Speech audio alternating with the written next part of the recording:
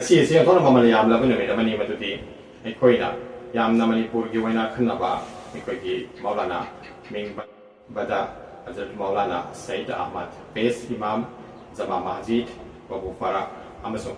President ꯖꯃꯤꯌꯥꯇꯨꯜ ꯎꯂꯃꯥ ꯃꯅꯤꯄꯨꯔꯒ ꯎꯅꯕ ꯐꯪꯖꯔꯤ ꯉꯁꯤ ꯎꯅꯖꯕꯒꯤ ꯈꯨꯗꯣꯡꯆꯥꯕꯁꯨ ꯂꯧꯔꯒ ꯃꯧꯂꯥꯅꯥꯗꯒꯤ ꯑꯩꯈꯣꯏꯅ ꯈꯪꯖꯅꯤꯡꯕ ꯋꯥꯐꯝ ꯈꯔ ꯊꯝꯖꯔꯤ ꯑꯍꯥꯟꯕ ꯃꯛꯇꯗ ꯃꯧꯂꯥꯅꯥꯗ ꯊꯝꯖꯔꯤꯕꯁꯤ ꯋꯥꯛꯐ ꯍꯥꯏꯕꯁꯤ ꯑꯥꯔꯊ ꯅꯠꯇ꯭ꯔꯒ ꯃꯁꯤꯒꯤ ꯁꯟꯗꯣꯛꯄꯁꯤ ꯈꯤꯇꯪ ꯍꯥꯏꯕꯤꯌꯨ ꯀꯩꯒꯤꯅꯣ ꯍꯧꯖꯤꯛ ꯍꯧꯒꯠꯂꯛꯏꯕ ꯅꯍꯥꯔꯣꯟꯁꯤꯡꯅꯗꯤ ꯋꯥꯛꯐꯒꯤ ꯃꯇꯥꯡ ꯑꯁꯦ ꯈꯪꯗꯕꯁꯨ ꯀꯣꯡꯒꯥꯏ ꯑꯃꯅꯤ बिस्मिल्लाहिर रहमानिर रहीम यामना चुम्मे को हम्बीरीबा क्वेश्चन सवाल अदु वक्फ हाइबसी अल्लाह की दमकता कनागुंबा अमना महाकी प्रॉपर्टी की मनुंगदगी सरुक खरा नत्रगा लैबा property अदुबु fully belongs to Allah Allah की दमकता इथोखरबा कथोखरबा अदुबु नि वक्फ हाइबसी अदो हाइबा वक्फ की जमीन अमसुंग वक्फ की लेन से मसी अखोय कनागुंबंतंग मपु ओबियाते वक्फ की लेन से दा ना कनागुंबा मी अमना आई मपु ओइगेन चोंगसनबसु यारोय संस्थान अमना आई मपु ओइगेन चोंगसनबसु यारोय कनागुंबंतंग में क्लेम तोबा यारोय इवन सरकार नसु अखोयना मसी सिजनरगे नत्रगा अखोयना मसी लौसिलगे हाइबसी मसी की हक सुलै लेते कईनो अल्लाह का थोक मरमजे अल्लाह का Thokar ममदे fully belongs to Allah वैबनिना अल्लाह नतना मालिक से कनाम तो वैद्रे का थोकर मतुंग दती अदु सेने वक्फ हाइसी वक्फ ना हाइसी अदु हाइबा वक्फ से वक्फ हाइबा वहाई से कोई कथोक हाइबा अरबी वाहिनी अदु वक्फ हाइसी उर्दू दे सुसेन नहीं अदुगा तसेंगना मासी कुरान दे सुलाई हमजो हदीस दे सुलाई अदुना वक्फ तौबा हाइबसी तसेंगना के कुरान पाक तगी मसी साबित नि वक्फ की मतंग है अदुगा हदीस जनाब रसूलुल्लाह सल्लल्लाहु अलैहि वसल्लम की जमाना दा मतम दसु कोई लेन से जमीन से मैम वक्फ तौने हाय वो वक्फ से कर्मंग तौबेन हाइबदा साहबाई कराम रज़ियल्लाहु ताला अजमईन सिंह मरम दसु नोमदे साहबा अमना अल्लाह के रसूल अल्लाह सल्लल्लाहु हंकली या रसूल अल्लाह आईगी बाक अमलई आईगी हाइकोल अमलई मसी आई अल्लाह के दम तो वक्फ तौथोगे मन है अदा अल्लाह महंगना यामना पामजबा अदुम लब माकी बाक अमदे माकी हाइकोल अखन अदो माना आई मसी अल्लाह के दम तो कथोगे है अदा अल्लाह के रसूल हजरत मोहम्मद सल्लल्लाहु अलैहि वसल्लम ना हाइबी मददी नंग कति कथो दु तौदौ नंग अदुदा थारिबा खजूर सिंह अदुदा थारिबा खुरमा खजूर सिंह दो मदुगी हाई सिंह दो न कथो अदुगा जमीन सिदी बाग सिदी हाइकोल सिदी नंग कथो कमो मरंदी मासी कथो खरंदी नंगी करिंद लेरो अदुना नंग माही सिंह दे लोइन कथो खो अदुगा कनो दुदी जमीन दुदी नंग सागे थमु न हाइबे अदुर मसी कथो खिबा आई अदु अल्लाह के रसूल करी हाइ नंग मसी कथो खदी नंग ने सी सुगोय ओबि यारोय को अदुना खतंग खागोय ने अदुन खागोय ने अदुन हाइ सिंह दो लापा दुगी प्रोटेक्शन हाइ ता पोथो कदुदी नंग कथो अदुगा अल्लाह के दम ता अदुगा हाइ जमीन दुदी नंग सागे थमु न अल्लाह के रसूल सन ताकिया अदुना कथो खरगदी कना मु सब तु लेरोय मपु fully belong to Allah fully belong to Allah वरना अदुना मरमरगा नमसी पब्लिक ने सियन नबे यादे अजई कननो सु अखोई कनागुम नमसी सियन नबे यादे लोबे यादे अदुगा सरकार नसु लोबे यादे कनागुम दंग क्लेम तो बुगी हक सुले इति वक्फ तौखरबा अदु वक्फ तौखरबा अदिगमा प्रॉपर्टी सिंगी मथक्ता सरकार ना बिल अमा पास तौरगा वक्फ अमेंडमेंट बिल 2025 से मसी पास तौरगा अखोई मथक्ता है मुस्लिम समाज की मथक्ता शैक्षिक अमा पीबगी था अमा लागिबसे मसीगी मतांग मो खितंग पीबियो हौजे भारत सरकार ना वक्फ अमेंडमेंट बिल हाइदना पास तौरिबसे बीजेपी गवर्नमेंट मसी तसेंगना हाइरगदी अखोगी मुस्लिम समाज मुसलमान सिंदा अचौबा अटैक अमदे हमला मरमदि करिगनो हाइदा मखोइना मुसलमान सिंगी वक्फ प्रॉपर्टी सिंग से मसी लौसिलगा मतनबा तौरपा खोंथांग अमने लौई अल्लाह की मिंग लेकर अल्लाह की मिंग लेकर पोट से मखोइना मसु वक्फ अमेंडमेंट बिल लेना मोहना पास तो से मसे हक सुले ले तबदा ना हक पास तो बिल ने मरन जी कहिना दा आईदी भारतीय संविधान की सु विरोधता मसे मोहने पास हो गया आर्टिकल 25 26 ना पीरिबा अखोगी कनोजी इंडियन कॉन्स्टिट्यूशन द पीरिसी सिबो वायोलेट तौरगा चप चान मासिबो डिनाइ तौरगा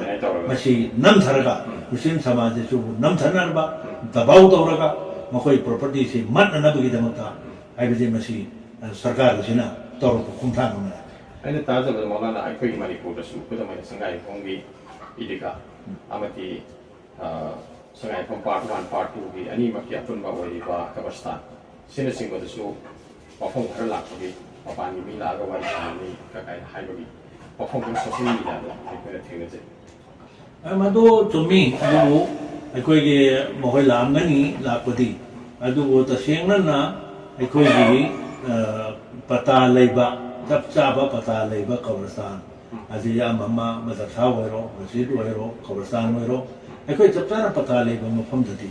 मखोइना चंगसु याया अदु चप चाना अदोम नब मफम जो पता खरा सेन फातबा नत्रगा पता लेतबा मफम अदु येंगा मखोइना चंगबु ओइरमगदी अदु दसु मखोइ हक सु लेति अदु दसु हक लेते मखोइ मरमदि कइनोदा पता लेतबदि पता थंबे याय मरमदि मी लिसिंग कया चा कया हांदगी दफन तो खरप फुंगरमे अदुना सिसु आइदि बिलोंग्स टू अल्लाह ओइरमना अल्लाह गी दम तम मौतु फा जमीन अल्लाह गी दम पीसबा तौरसान जे कथोखर बोट अमना अदुदा आइदे मदुदा अखोगी कनो तौरगा क्वेश्चनेबल ओइदे सिगी पोट असि मसी अखोइने सेना नबा नत्रगा अखोइने मसिदा पुस्तास तौरगा हंग थिबगे हाइबसे मसी पूरा मसी अखोगी इस्लाम की मुसलमान की पूरा एगेंस्ट तौरगा अदर मरम ओरगा मसी सरकार ना अदुना न्यूजी ऑल इंडिया मसा पुंबदा मुसलमान जिन होरिसी मरम दे करिना हैदा वक्फ प्रॉपर्टी से फुल्ली मुसलमान गिनी अदुना संविधान सु यादे नकोइने सिदा दखल तौबा नकोइने सिदा आइदि खुथिंजन बगे हक लेते अदु मसी खुद को विड्रॉ तौबदबनी खुदक तमसी आइदि रोथोकदबनी अदु बिल दु रोथोकदबनी बिल दु विड्रॉ तौबदमेना हुजी लाउरिसी अदर मरम वर्ग मसी लेप लेरोय पूरा मुसलमान करोड़ कुन्गी मथक लेबा इंडिया सिदा मकोइना संविधान को वायोलेट तौरगा आई मसीदा हमला आमे अटैक म तौरबसे मुस्लिम मुसलमान ना कमिदे याबो नमोय मसी कोई बिल दसिना हंदोक्ते फाउता चपचान मसी प्रोटेस्ट तौरगनी अदुगा चपचाबा डेमोक्रेटिक ओइबा मोंदा प्रोटेस्ट तौरगनी अदुगा हौजिक सुप्रीम कोर्ट सु लोइना केस फाइल तौबा होरे अदुगा मसी चपचाबा सुप्रीम कोर्ट की राय अदुसु लाचगनी अदु मसी सरकार ना अदु लाचनाइदा मसी चपचाना मोरेली इंडिया दा लेरो मुसलमान सिंगी येंगा मसी खुथिंजन मम थोक्ते विड्रॉ तो फम थोई मरम दी करगिनो हाबिला आयम परमान बीजगे सिख सिंगी गुरुद्वारा ले अदे हिंदू सिंगी टेंपल ले अदे जैन सिंगी सु टेंपल ले मसिंग नाइदा मफम क्या ले तो हाय मिसिदा सिगी भाजपा गवर्नमेंट से मखोइना खुद अमत थिंजन दे अदुगा मुसलमान की वक्फ प्रॉपर्टीज जदी मखोइना हाय मिसिदा यामना करी हाइदगे यामनी हेंजिनबा अमना मखोइना अखोइ मुसलमान सिंगी वक्फ की अखोगी कमेटी लेरिबा सिदा हिंदू अमा हफ्सलगा मधु कनोदा कमेटी दे हिंदू यावदबनी हाइबा अदे सिख सिंगी गुरुद्वारा दा जैन सिंह हिंदू सिंगी टेंपल ददी अमत मुसलमान यावदे मुसलमान अमत हप यादे अदु करीदमत मुसलमान सिंगी आइदि वक्फ प्रॉपर्टी दा सिगी कमेटी दा मखोइ यावदो सिना तापदी मखोइ जिला कलेक्टर अमना हबदी डीसी अमदा सिंदरगा मदुना जो भी डिसाइड तौपदो अदु सरकार ना चनगनी हाइबवाना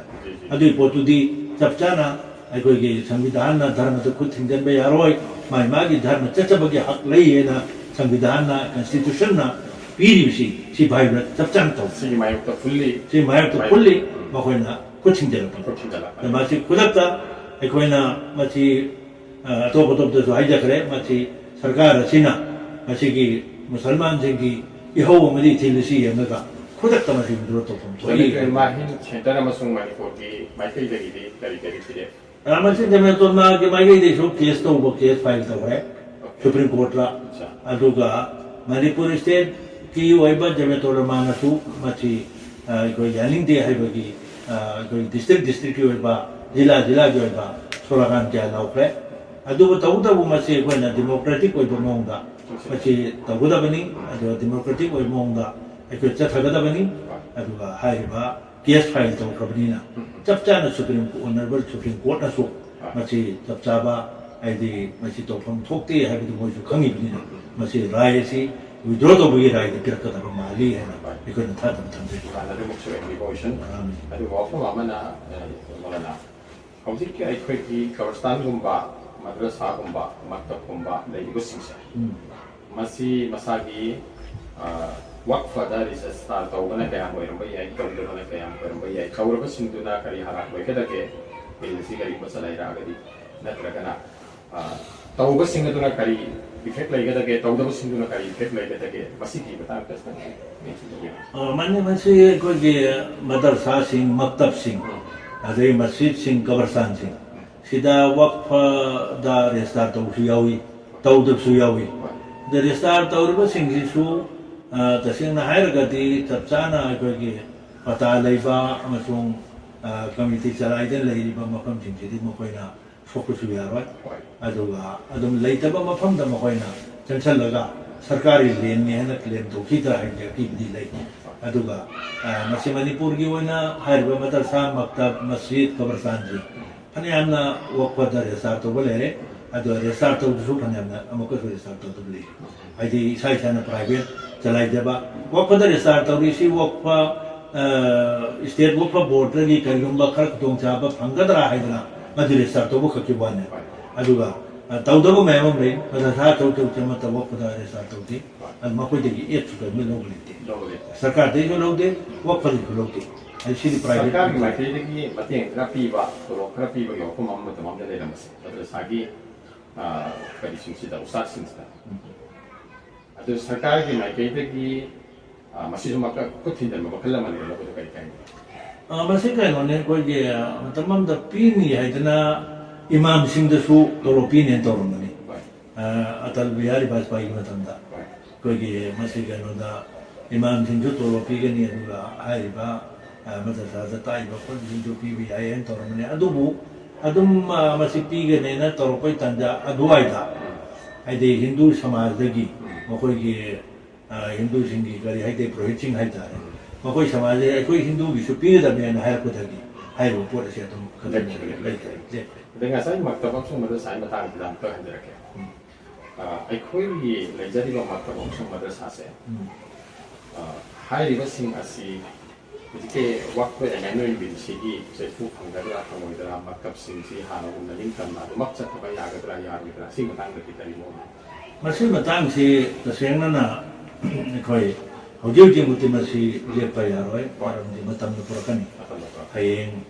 masih kali thog de ji moina ek de lok sabha rai sabha ni mutta pass tawraga president soi to ek on jire bo sign to kare ade ek on jire aduna hodi ma koi na makha ta ba kari chathar ke gada ge hai bese masih di matam na purakani hojeu ji ko na de masih hai masangan man ni adu government jena aikoi muslim singi samaj da dharma gi oi bada suya na puning change che putin da leise aikoi samaj sida dharma sida aikoi ki culture aikoi ki pusi rol aikoi sakham masinga na chet na leiba asida aikoi na samaj ki sakham mase masi yokatuna leiba sida makoi gi miyeng asi ditisna matamma da ida da pali ngita makoi culture ko ko santok na ko na pada 타제로를 에펙트하고 아동 하이나 아이코기 타제로를 쓰다 한제 에펙트하고 우리 모험을 많이 하이나 가나 뭐 신가 아까 신가 뭐 비. 시작까지 뭐. masih tasengna aikogi British na su makoina palini matanda India macha magaisi masih nam dhargam hoina panna bo darmani adugo aikoi matandu gi freedom movement nama Hindu Muslim pullaga maduda tasengna na Musalman jingna yamna sang matam sang adi British sarkar si tan thokna na bo hona al matam sang adana madu sang ba hi chahi cha me ni purong sang na opposed to lai mo ji al moi ji India चलन खींचबनी मो India लेहनबे यादे है freedom movement तौर हिंदू मुस्लिम पुलक freedom movement तौर 1947 independence fungi independence fungi मुसलमान British की Camus चखे मुसलमान partition की लाई पाकिस्तान हिंदुस्तान इंडिया मुसलमान चक्के पाकिस्तान लोन चक्की पोपनी सिगनी लेगदबनी स्टैंड तौर चप चाना डिसाइड तौर स्टैंड तौर मुसलमान इंडिया लेबाक नुसीबसे मरमदि कनो अल्लाह की रसूल हमें कुबुल वतन ईमान लेबाक नुसीबी ईमान की पार्ट ऑफ द ईमान की सरुक अल्लाह रसूल इस्लाम बिलीफ लेबनीना ईमान पुरीना मांग लेबाक नुसी मरम लेबाक पाकिस्तान चखीदे लेरकी मेजर कम्युनिटी इंदुना येंसन तंक क्या येंसनरे येंसनबी मथंग सूम येंसन लाई हंदकी नमाज कई सोनबदी नाते मसीद सोली यूम कई सोरोक करीद लफई चप सोरोक करीद माई सोनबू पोट मुसलमान थींजल बीजेपी गवर्नमेंट से सोरोक नमाज सोब यारों हिंदू जैन की अतई सोरोक चलगा नत्रग लाई हराबी पूब खोप अतई तब मोह धर्म की पांथोपे थींगे ओनली द मुसलमान थींगे नमाज धर्म एटेक तब मखल मुस्लिम समाज मोहन एटेक तौरी एटेक तौरे हंतक वर्क अमेंडमेंट बिल 2025 की अकन चैथें चप चाना मुसलमान से प्रॉपर्टी ने इंडिया वक्फे साउथ इंडिया केरला तमिलनाडु बेंगलोर कर्नाटक मैम लाख नते करोड़ नते अरब खरब की प्रॉपर्टी ने मैम से मखोना लौसब यानब मत यानब नत्रग मखोद शासन तब यानब एटेक तौर मखल लौर पोलिसी खुदता विद्रो तौगदबनी बिल लौटोकदबनी मुसलमान इंडिया हौरगा बिल लौटो मणिपुर समाज मुसलमान जमेटो माहिंग की प्रेसिडेंट करी पाउजेन करी पाउता पीबीनिंग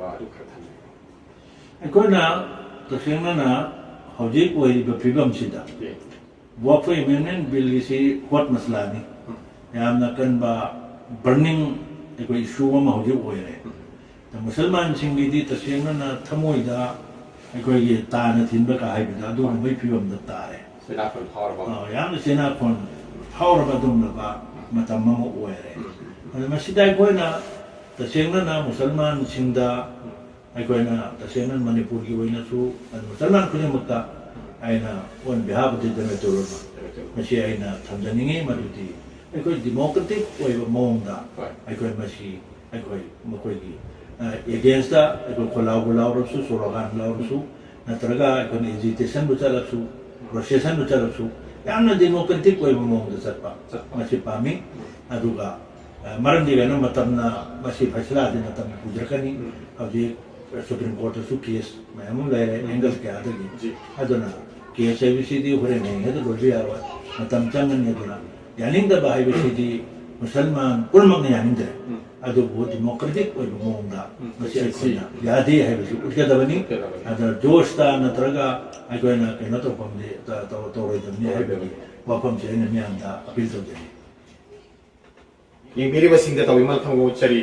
अदुगंगासी मौलानागा उनाजबा सदगी खुना खमगंबदी वक्फगी मतांग सि माइ खुना नाकेसिंग खंगबगामे मदि वक्फ फाइबसे अल्लाह ताला की मफमदा इसागी लनाइगी लंथुम अदु कथोक्सबन अदुना वक्फगी पोटसिंग असे कनागो गवर्नमेंट नत्रगा ऑर्गेनाइजेशन नत्रगा कनागुंबा अमगे खुदकी मखादा पांगली मखादा थंबा यादे मपु महाकी वैग्रबनिना मपु महाकी लाइरिक अमसुंग तंबीरम इस्लामगी वखलोल अदुदा नत्रगा तंबीरमेबा लो नियम अदुगी मखादा लेगदबनी है खंगबगामे अनिसुबदा